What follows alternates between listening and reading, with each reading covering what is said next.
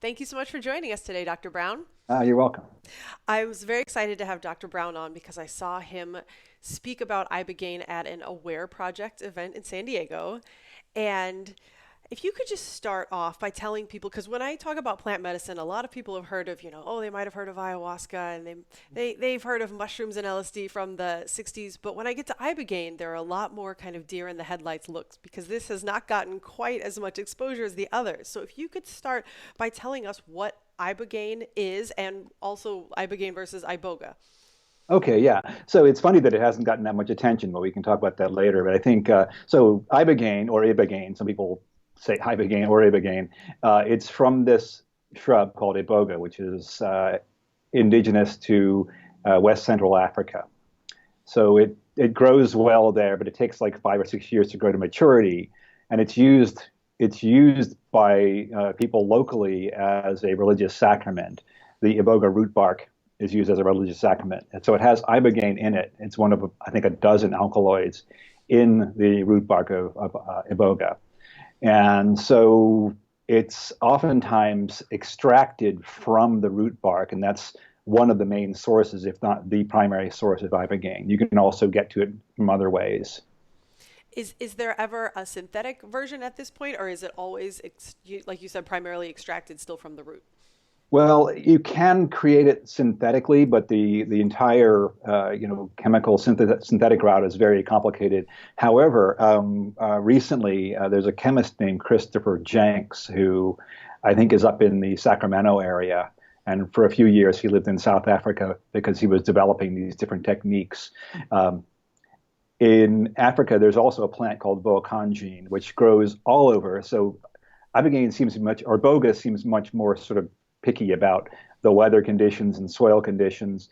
Boacanga grows all over the place in Africa, and it grows to maturity much more quickly. And there's a compound, not surprisingly, called boacangine that exists in the root bark of that plant, and that is something that if you isolate that, it's 5 steps from that to ibogaine. Oh, So Dr. Jenks devised a 5 step semi-synthesis, and he also devised ways you can extract ibogaine or boacangine from those plants using household chemicals. So pretty amazing stuff. wow, very impressive. Yeah, yeah. He Um, wanted to make it more accessible to people. So yeah, yeah, very cool. Can you tell us a little bit about how you got into Ibogaine research? yeah. I don't know if I mentioned this at all at the Aware Project event, but the person who was was switching my slides, and I won't mention her name just for her privacy. Uh, but she's and we've got I would say probably 10 times together. And looks like your screen's frozen. Is that right? No. Yeah, Okay. we Yeah. we lost connection for a minute, so if you could start over by, um, am I still frozen for you? No, you're good. Okay. If you could start by you said start with the person switching your slides. Yeah. So the person who was switching my slides at that Aware Project event is a close friend of mine who has gone to Burning Man with me about 10 times now. And one of those times we were going to Burning Man. This was in 2009. Um, there are some things I can't go into a lot of detail about, but uh, we were talking about using psychedelic substances at Burning Man. And she suggested that I meet Rick Doblin. She asked me if I wanted to meet Rick Doblin. I'd never met him before, and I said, "Of course I do."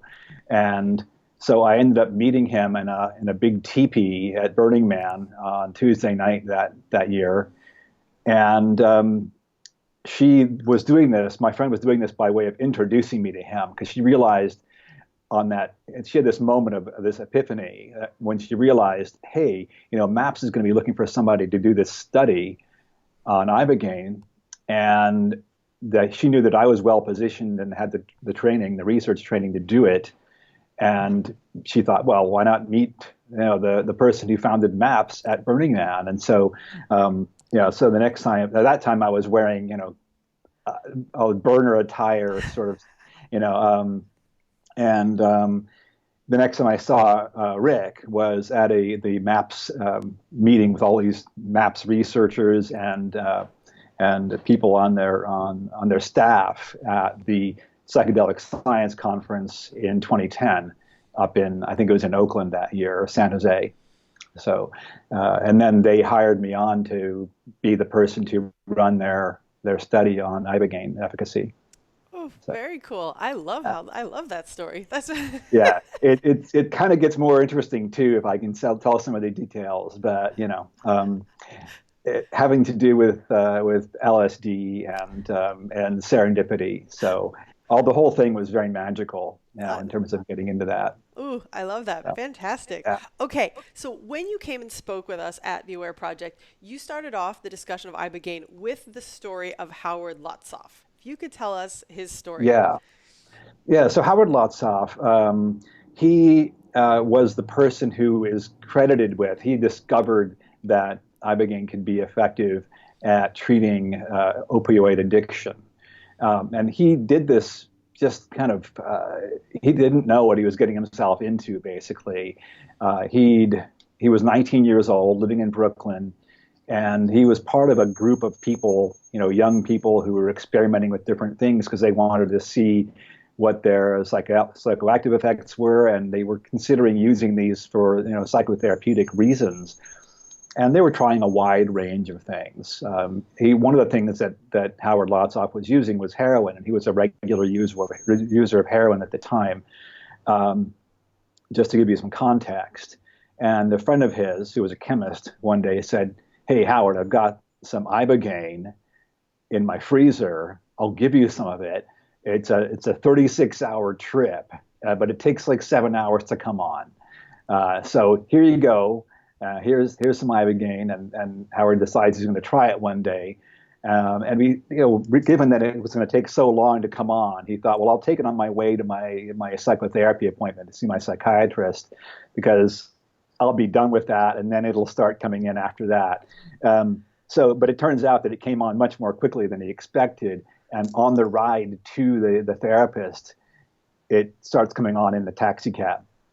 And he gets out of the cab, and he starts seeing images of himself kind of popping out from his body, and really bizarre sort of visual hallucinations, and gets into the psychotherapist's office and said, "I'm on Ibogaine.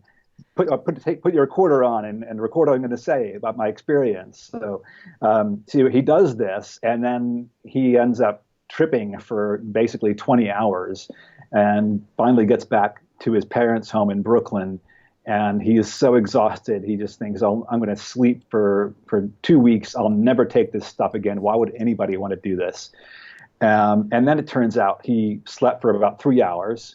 He woke up, he was completely refreshed, and he decided he was going to go for a walk. So he walks out of the house, walks down to the curb, and once he got to the street, it suddenly occurred to him that he hadn't had heroin in about a day and a half, and he wasn't going into withdrawal, and he didn't even want heroin. In fact, he realized at that same moment that he had always thought of heroin as something that gave him comfort. But in that moment, what he saw was that it emulated death, that he saw it as something that emulated death. And he did not use heroin again for many months. I don't know how many months, but it was at least 6 months. And then he gave it to the friends who were in that same group.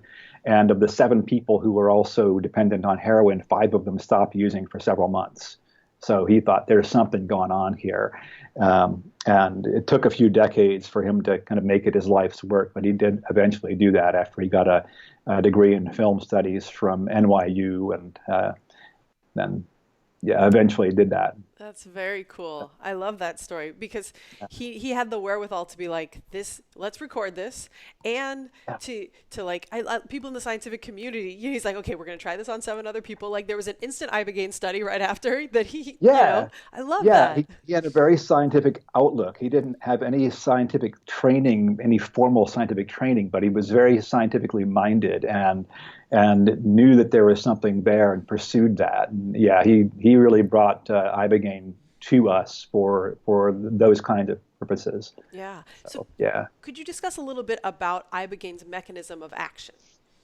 Yeah. So the way I see it is that there are two kind of broad ways that it acts. And one of them is there's clearly some kind of like biochemical sort of action on the brain and on the body. But there's also there's a very powerful psychoactive effect. And I think that both of those are in some ways responsible for the what Ibogaine is doing to you and how it is effective for treating opioid addiction and other addictions as well. Um, so in terms of the biochemistry of it, that's not entirely clear how it's doing what it's doing. It's not been figured out really how it eliminates the withdrawal symptoms, um, and it's not clear how it reduces cravings for drugs. However, one of the more interesting things that's been discovered about Ibogaine is that it produces something, it upregulates something called GDNF, glial-derived neurotrophic factor. And this is something that promotes neuronal health and neuronal growth.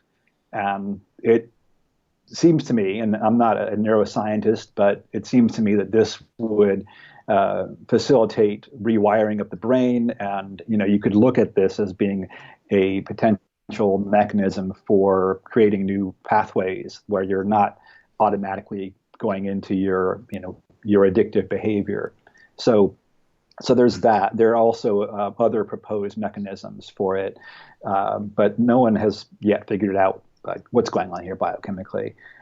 But on the other side of that, what's more interesting to me, because I'm not a neuroscientist, I'm not studying this from that perspective, is that the psychoactive effects seem to be, well, they're very powerful. They're clearly very powerful, and there are good indications that the psychoactive effects are instrumental in the therapeutic efficacy. The main thing that I started noticing about this was in people's telling about their experiences with it.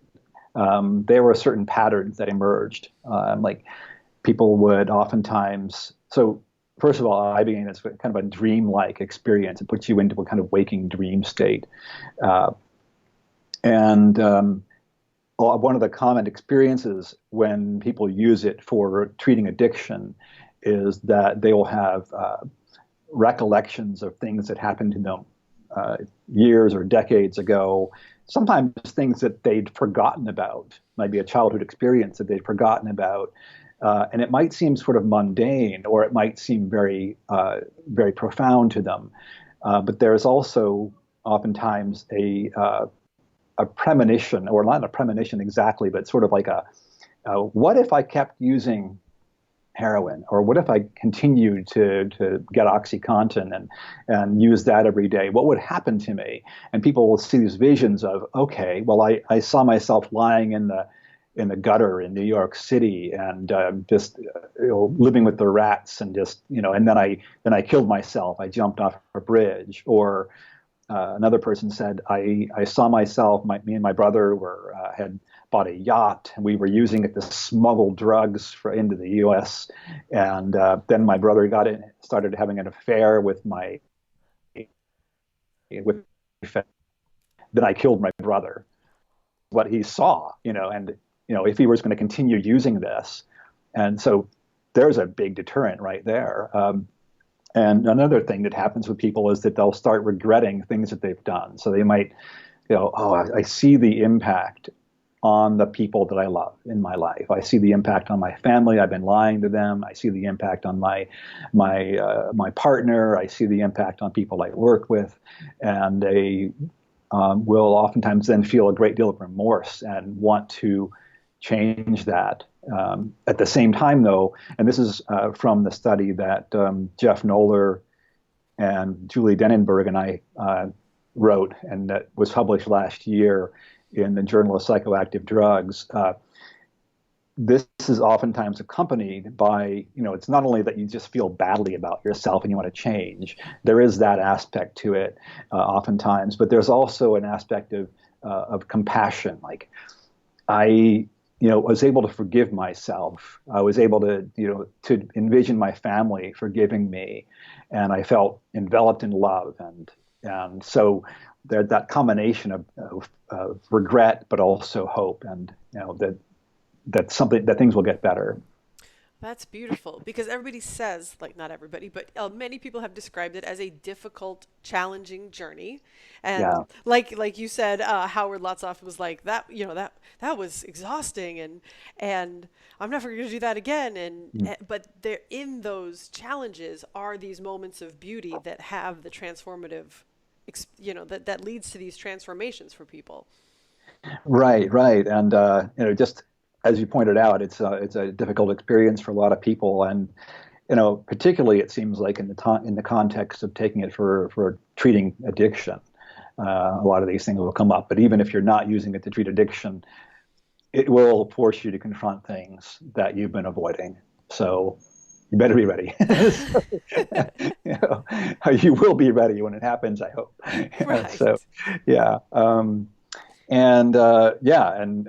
I think it was Sasha Shulgin wrote the books on tryptamines and phenethylamines, and he described uh, Ibogaine as a very rough trip. It's true; it's not something you'd want to do, quote unquote, recreationally. That's generally true for the psychedelics, but particularly for something like Ibogaine, where it's physically difficult, and it's also very emotionally difficult. Yeah. I had Marcus Capone from Vets, and he was Yeah. describing his Ibogaine experience, and he had gone down primarily. I mean, he said there was, he was drinking some alcohol, but it wasn't necessarily the primary reason. But he'd gone down because of TBI issues, and you had just discussed this GDNF. Do you believe that that's why it seems to be helpful for people with their TBI symptoms? It seems likely, and it's a natural sort of pathway to envision that there is something going on with that. So, by the way, I don't know if you've heard that it may be that ibogaine is effective for treating Parkinson's, and so this is fascinating, right? Um, and there's someone who has been referred to as Patient D. I don't know what his real name is, but he had severe Parkinson's, and with ibogaine, just had remission of his symptoms like that. And Wow. so you think maybe it has something to do with your nerves being regenerated, or your ability to produce dopamine. Uh, I don't know, but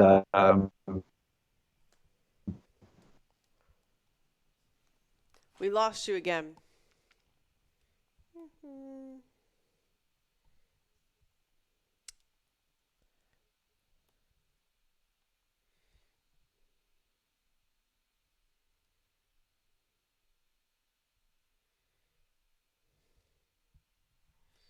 Mhm.